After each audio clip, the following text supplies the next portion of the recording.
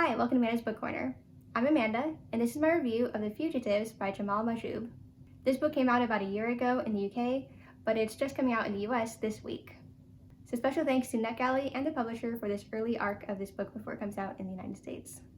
The Fugitives is a contemporary novel that's set in the late 2010s. It starts off in Sudan, although it ends up in the United States as well. The book is told in the perspective of Rushdie. Rushdie is in his late 20s, and he is a son of a former member of the band the Canongate Kings, which was a very influential band in Sudan. And although his dad, who was the trumpeter in the band, passed away, his uncle, who was also in the band, is still alive. The Canongate Kings was a major band in Sudan decades prior to this. They're a jazz band that was super popular and very influential. However, they have disbanded and they haven't played in decades. So it's a surprise when a letter arrives from the United States, from Washington, D.C., inviting the Canongate Kings to come over and play at a special music festival. At first, Rushdie's uncle is like, no, this is impossible. We're old, the band doesn't exist anymore, half the band members are dead. It's not gonna happen. But Rushdie and his friend Hisham decide to take matters into their own hands, and they end up getting the band back together. They recruit the remaining living members of the band, and they end up forming a new band with all new members to really keep that spirit alive. And it turns into a very exciting and triumphant return of music as this band gets ready to go to America and play their first show in decades. One of the main things that really drew me to this book is that it's about music.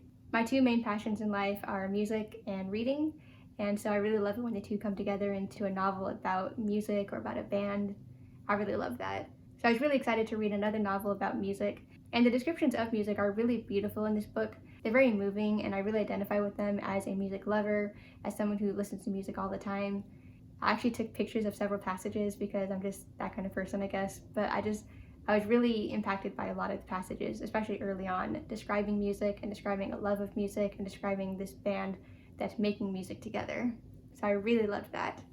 Another thing that I particularly loved about this is that it gives a different perspective on music than what I normally see. I'm mostly familiar with music from America and the UK and Europe in general.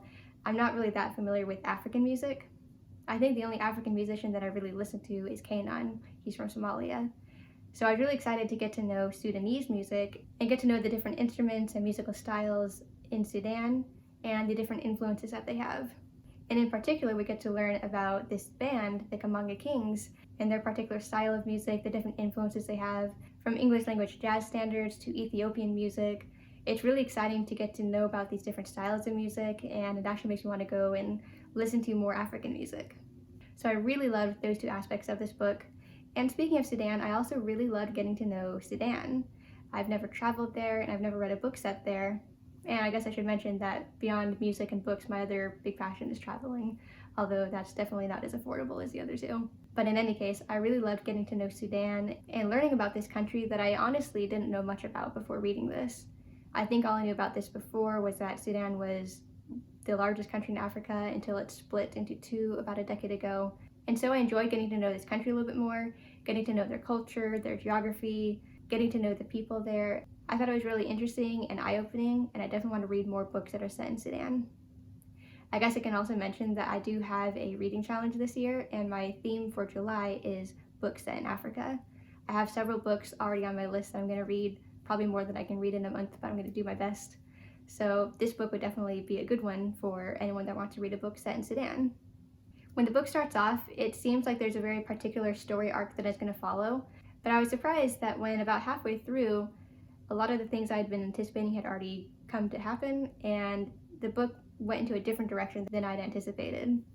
I'm not going to go into too much detail on that, but it definitely took an interesting turn, and although I wasn't 100% sure about it at first, I ended up really enjoying how the book continued on to the end. When the band is in America, we get to see their kind of travelers and foreign perspective on this country, which I thought was really fun and really interesting. Now, I've lived in two different countries, and my husband is not originally from America, and so I am familiar with the kind of different perspectives and stereotypes that other countries might have of Americans. I know that many people think we smile too much, for example.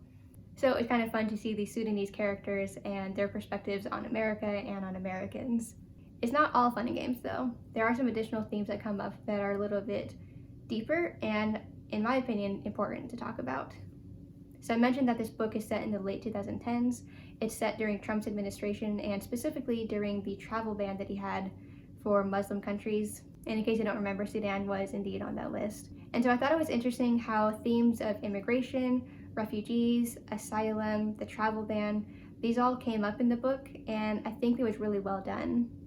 I wouldn't say it's heavy-handed, but I do think that it's definitely present, and I really appreciate the perspective that was included in this book.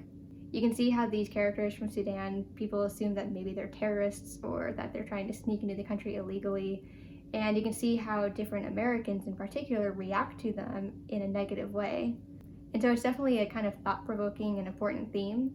But like I said, it's not the whole book, and there are some lighter and more fun themes in here as well, including the music and the band, and getting to see these kind of different cultural clashes. I love how this novel is about bringing people together, keeping hope alive, keeping your spirit alive even as you get older. It's about lifting people up. And in the end, I like how things come together to really combine music and a sense of helping people and understanding people and respecting people, regardless of where they're from. The Fugitives is excellently written, and it's a really fun story. It starts off really strong, and it gets kind of a little bit meandering in the middle, but it ends strong enough that I think it was still a wonderful book. In the end, I gave it 5 stars.